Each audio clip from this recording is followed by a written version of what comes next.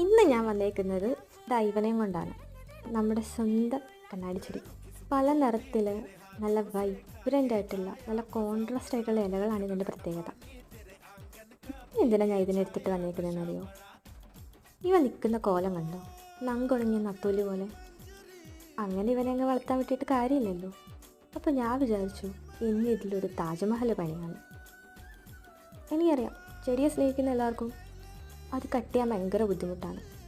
എനിക്കും ഭയങ്കര ബുദ്ധിമുട്ടുള്ള ഒരാളായിരുന്നു. ഒരിക്കൽ ഞാൻ ഹോസ്റ്റലിലാകുന്ന സമയത്ത് എനിക്ക് ചെടി ഭയങ്കര ഇഷ്ടമായതുകൊണ്ട് ഞാൻ വീട്ടിൽ നിന്ന് കുറച്ച് 10 മണി കൊണ്ടുവന്ന് അവിടെ നട്ടിട്ടുണ്ടായിരുന്നു. അതിങ്ങനെ എന്നും വിരിഞ്ഞ് പൂക്കളൊക്കെ ആയി നമ്മൾ ടെറസിൽ നിന്ന് എടുക്കുന്നു, മട്ടുപാവിൽ കൊണ്ട് വെക്കുന്നു. അവിടെയും നിറയെ പൂക്കളൊക്കെ ആയിട്ട് ഇങ്ങനെ ഇരിക്കുന്ന സമയം ഒരു ദിവസം ഞാൻ നോക്കുമ്പോൾ റൂംമേറ്റ് വന്നിട്ട് അത് പിന്നെ മുറിച്ചിട്ടേക്കുന്നു. സത്യം പറഞ്ഞാൽ എൻ്റെ നെഞ്ച് പൊട്ടിപ്പോയി.